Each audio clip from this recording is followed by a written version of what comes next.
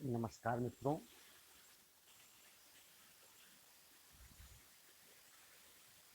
Yes education world में आपका स्वागत है।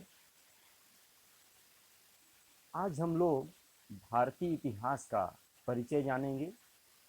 भारतीय इतिहास का परिचय जानने से पूर्व हम लोग ये जान लेते हैं कि इतिहास की उत्पत्ति कैसे हुई और इतिहास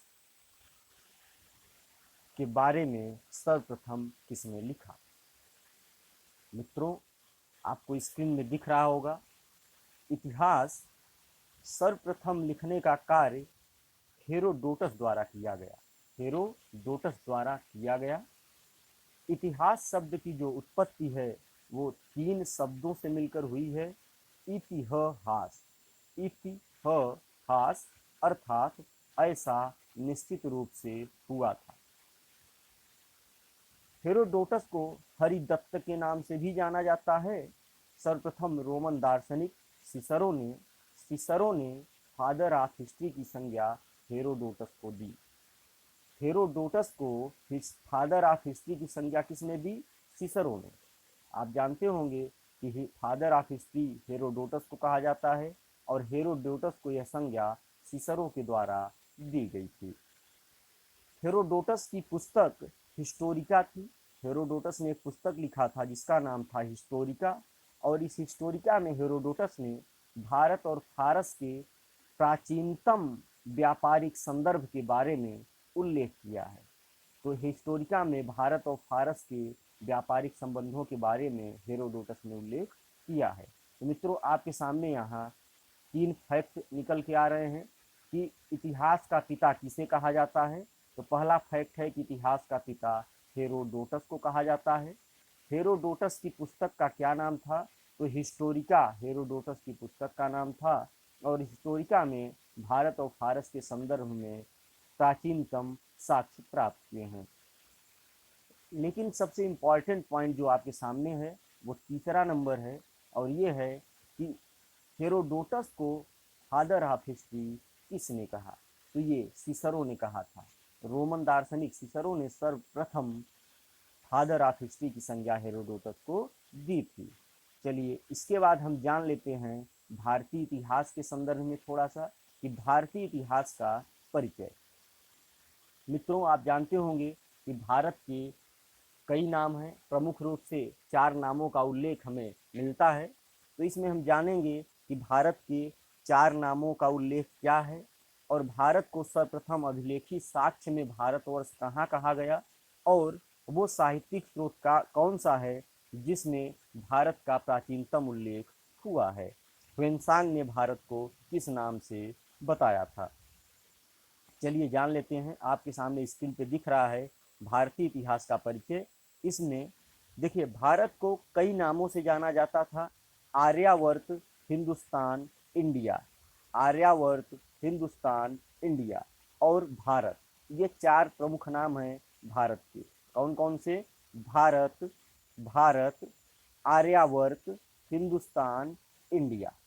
जैसा कि आप जानते हैं कि प्राचीन भारतीय भौगोलिक परिसीमा को आर्यावर्त की संज्ञा दी गई थी। आर्यावर्त का तात्पर्य होता है ऐसा क्षेत्र, ऐसा प्रदेश जहां आर्य निवास करते हैं। हिंदुस्तान शब्द हिंदुस्तान शब्द मध्यकाल के दौरान जब फारसी इतिहासकार भारत में आए तो उन्होंने सिंधु नदी को सिंधु सिंधु नदी के पार के क्षेत्र को, ट्रांस सिंधु रिवर को हिंदुस्तान कहा था। अर्थात जो पारसी होते हैं, फारसी होते हैं, वो स का उच्चारण ह करते हैं। स का उच्चारण ह करते हैं, इसलिए सिंधु को उन्होंने हिंदू कहा और इस तरह से हिंदुस्तान नाम पड़ गया। नेक्स्ट नाम है इंडिया। तो इंडिया यूनानी इतिहासकारों ने भारत को इंडिया नाम दिया। यूनानी इतिहासकारों ने भारत को क्या नाम दिया? इंडिया नाम दिया। चीनी यात्रियों ने भारत को कौन सा नाम दिया था? चीनी यात्रियों ने भारत को एक नाम दिया था, टिएनचू। अभी तक आप ये जान रहे होंगे कि भारत के 4 नाम थे, भारत, आर्यावर्त, हिंदुस्तान, इंडिया। आपके समक्ष एक नया फैक्ट आपको देखने को मिला होगा कि चीनी यात्री भारत को तिएनचू कहते थे, तिएनचू। आगे ह्वेनसांग जो कि हर्षवर्धन के शासनकाल में भारत की यात्रा पर आए थे और इन्हें विदेशी यात्रियों का राजकुमार भी कहा जाता है, तो ह्वेनसांग ने भारत को इनतू नाम दिया, इनतू। तिएनचू के जगह ह्वेनसांग ने भारत को क्या नाम दिया, इनतू। ये बहुत ही महत्वपूर्ण फैक्ट है, ये आपको जानना चाहिए। आपके यूपी पीसीएस के एग्जाम में न जाने कब ये फैक्ट पूछ ले कि भारत का इनतू नाम किसके द्वारा दिया गया, ह्वेनसांग, इत्सिंग, हायान, इनमें से कोई नहीं, तो ह्वेनसांग ने इनतू नाम दिया। नेक्स्ट हम लोग आगे बढ़ेंगे। कुछ पौराणिक कथाएं हैं जो भारत के बारे में बताती हैं। तो अगर हम पौराणिक कथाओं की बात करें तो दुष्यंत पुत्र भरत के नाम पर भारत कहा गया। महाभारत में ऐसा उल्लेख मिलता है कि दुष्यंत पुत्र के भरत के नाम पर भारत का नाम पड़ा। दुष्यंत और शकुंतला का आप इतिहास पढ़े होंगे या काव्य पढ़े होंगे, जिसमें एक नाटक लिखा गया अभिज्ञान शाकुंतलम, अभिज्ञान शाकुंतलम कालिदास के द्वारा। तो उसमें दुष्यंत और शकुंतला का उल्लेख है और उसी में दुष्यंत और शकुंतला के पुत्र भरत के नाम पे भारत का नाम पड़ा। लेकिन कुछ विद्वान इस बात से सहमत नहीं है। उनका मानना है कि ये भारत का जो नाम पड़ा वो ऋग्वैदिक कालीन भरत के नाम पर पड़ा। ऋग्वैदिक काल में एक भरत नाम के राजा थे, उनके नाम पर भारत का नाम पड़ा। भागवत पुराण में, भागवत पुराण बहुत ही महत्वपूर्ण फैक्ट है ये, भागवत पुराण में भारत को अजनाभ वर्ष की संज्ञा दी गई है। अजनाभ वर्ष, अजनाभ वर्ष का तात्पर्य है एक ऐसा देश जो हमेशा से रहा है। अजनाभ वर्ष भागवत पुराण में, भागवत पुराण में भारत को अजनाभ वर्ष कहा गया।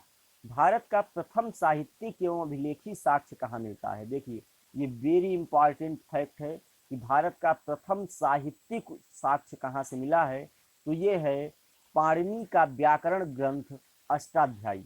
पाणिनि का व्याकरण का ग्रंथ है अष्टाध्यायी, और अष्टाध्यायी में पहली बार भारत का उल्लेख मिलता है। आपको जानकर हैरानी होगी कि ये जो पाणिनि थे ये नंद वंश के संस्थापक महापद्मनंद अर्थात उग्रसेन के मित्र थे, और इन्होंने अष्टाध्यायी नामक एक व्याकरण ग्रंथ लिखा था जो लौकिक संस्कृत भाषा में उपलब्ध है।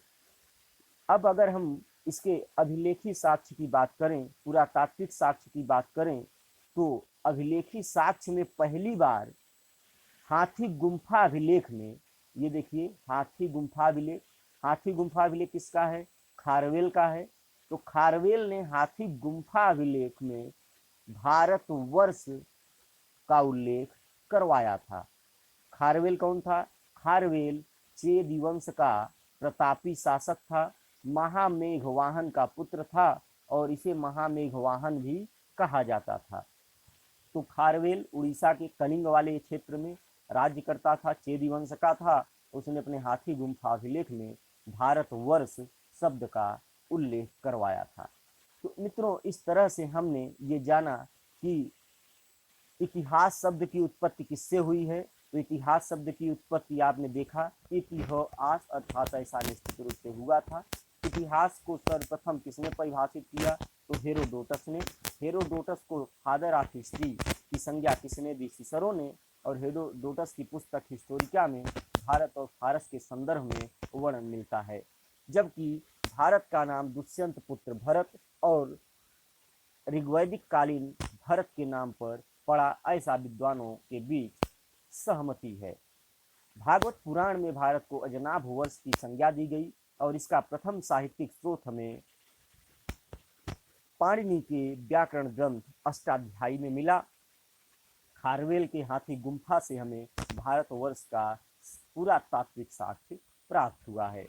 चीनियों ने अर्थात चीन के यात्रियों ने भारत को किस नाम से पुकारा? तो तिएनचू के नाम से, जबकि ह्वेनसांग ने इनतू कहा था। इस तरह से हमने देखा भारतीय इतिहास का परिचय में कि भारत को किन नामों से जाना जाता है। और यहाँ से आपके कुछ फैक्ट जो मिले हैं एग्जाम में कभी भी पूछे जा सकते हैं, बहुत ही महत्वपूर्ण फैक्ट है। हमने ये आपको एक बहुत ही ब्रीफ इंट्रोडक्शन दिया। नेक्स्ट जो वीडियो आपको आएगा वो आपको होगा प्राचीन भारत का इतिहास का, एकदम शुरू से लेकर अंत तक पूरा का पूरा प्राचीन भारतीय इतिहास पढ़ाया जाएगा। प्राचीन भारतीय इतिहास केसी श्रीवास्तव, रामशरण शर्मा जैसी किताबों के आधार पे हम आपके सामने प्रस्तुत करेंगे और बहुत महत्वपूर्ण फैक्ट निकल के आएंगे। तब तक के लिए नमस्कार, धन्यवाद।